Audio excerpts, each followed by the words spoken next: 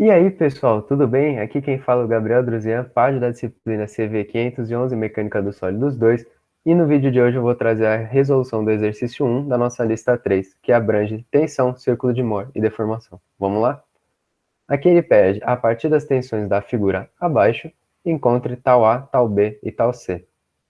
Perceba que ele deu então aqui pra gente um triângulo equilátero, né, os ângulos de 60, e daí as tensões cisalhantes e normais a cada uma das faces dela, ok? Para começar o nosso exercício, a gente tem que pensar nos planos de análise. Como a gente viu na teoria, os únicos planos de análise que a gente vê são perpendiculares, certo? Então é o plano X, o plano Y, ou quando depois a gente vai ver os planos principais, né, o plano que vai ser o plano 1 e o plano 2, eles também são sempre perpendiculares. Então toda a nossa teoria é construída em cima de planos perpendiculares. Então, o que a gente vai ter que fazer aqui? A gente vai ter que achar um jeito de transformar isso aqui em planos perpendiculares. Como? Ora, você vai pegar aqui uma tesoura e vai simplesmente cortar aqui. Cortando aqui, a gente vai ficar com esses dois triângulos. Perceba, o perpendicular já apareceu aqui. A gente agora já tem dois planos perpendiculares. Falta só o quê? Passar, então, as tensões para cá. Aqui os ângulos, certo? A tensão tal B passou para lá, pura e simplesmente, 2 kN por centímetro quadrado, perpendicular a esse plano. Aqui aparece para baixo o tal A, perpendicular 1 kN por centímetro quadrado, assim como ali embaixo aparece a mesma tensão. E você pode se perguntar, pô, mas eu dividi na metade ou não deveria dividir na metade isso aqui? Não. Por quê? Porque isso aqui não é uma força, não é como se tivesse uma força de 1 kN para cá. É uma tensão. A tensão, ela atua em toda a face aqui. Então é como se eu tivesse, não aqui, aqui representa, a gente representa com um vetor só, mas é como se fossem várias flechinhas aqui para a esquerda, várias flechinhas de 1 kN por centímetro quadrado. Então, por isso que quando a gente corta, continua, porque é uma tensão, ela atua na face, e dividir ou não na metade, dividir aqui a face não vai mudar isso, certo? Continuando, a gente vai ter então aqui subindo tal C, e perpendicular 3 kN por centímetro quadrado. E o que acontece também, quando a gente corta, quando a gente secciona aqui, a gente não pode dizer que aqui não tem nada. Aqui tem, tinha algum esforço interno aqui que a gente não via, mas agora que a gente cortou, a gente vai passar a ver. Então a gente tem que desenhar eles.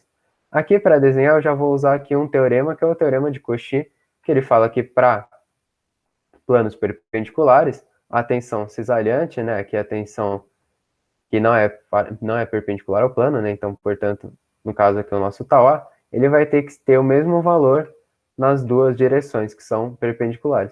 Então, assim, eu já sei que aqui em cima vai ser tau A, também chegando nessa esquina, e aqui também vai ser tau A, certo? Por essa condição, só que saindo da esquina. Você pode notar também que eles formam um par ação e reação, como deveria ser, certo? E aqui também a mesma coisa vai valer para a tensão normal, que eu chamei de sigma D, porque eu ainda não sei o valor, é uma incógnita, então adotei sigma D. Perceba também com direções opostas, porque eles formam um par ação e reação. Agora os nossos planos de análise, eu vou puxar eles aqui um pouco para o lado, e vamos analisar primeiro esse primeiro plano aqui. O que a gente vê na teoria? Quando a gente vê na teoria, a gente vê esse nosso triângulo com os planos perpendiculares sempre numa posição pré-determinada, que é qual? Essa aqui, onde a gente tem a quina aqui em cima, um plano para cá na vertical e outro plano aqui na horizontal, certo? Na teoria é isso aqui. Nos slides de aula vocês percebem isso aqui, onde esse 1 kN por centímetro quadrado faz as vezes do sigma x, assim como o sigma d faz as vezes do sigma y, e o tau A vai fazer as vezes do tau XY, se atentando ao fato de que o sentido dele está oposto do visto em teoria. Na teoria positiva, o sigma que sai, e o tau XY aqui que ele desce ou que ele vai para a esquerda, né? No nosso caso aqui até está saindo os sigmas 1 e o sigma D aqui, mas o tau tá aqui, está subindo e vindo para em direção da quina, então ele vai entrar como negativo. Quando a gente for substituir aqui nas equações, certo? Na teoria vocês viram mais de uma equação, essa aqui é a que eu prefiro usar, mas fica à vontade, tem a outra também que usa cossenos ao quadrado, né, e tudo mais, dá para usar também, vai chegar na mesma resposta. No caso, substituindo aqui, como eu falei, o 1 ele entra positivo, porque ele está na nossa convenção, está no mesmo sentido da convenção, assim como o sigma D também está no mesmo sentido da nossa convenção do sigma Y. O cosseno, né, aqui no ângulo vai entrar o alfa é esse ângulo aqui, comparando com a imagem fica bem fácil de ver que o alfa que vocês vão usar é 60 graus. Já o tal, ele entra como menos tal A. Por quê? Exatamente porque ele está contra o sentido da nossa convenção. Então entra menos tal A. Para a conta do tal alfa aqui, também que é só substituir os valores, se atentando para o tal alfa, para o tal A, perdão, que está contra a convenção. O resto é igual, então ela entra normal. Simplificando as expressões, a gente vai chegar nessas duas relações que a gente vai guardar para usar mais tarde. Já olhando agora o nosso segundo plano, a gente tem isso aqui, né? Lembra quando a gente cortou, a gente ficou com isso aqui. Para ficar igual à nossa teoria, a gente vai ter que girar ele uma vez aqui, ó. Girou, pronto, ficou perpendicular do jeito que tem que estar. E daí, comparando com a nossa teoria aqui, vocês veem que ficou do mesmo jeito.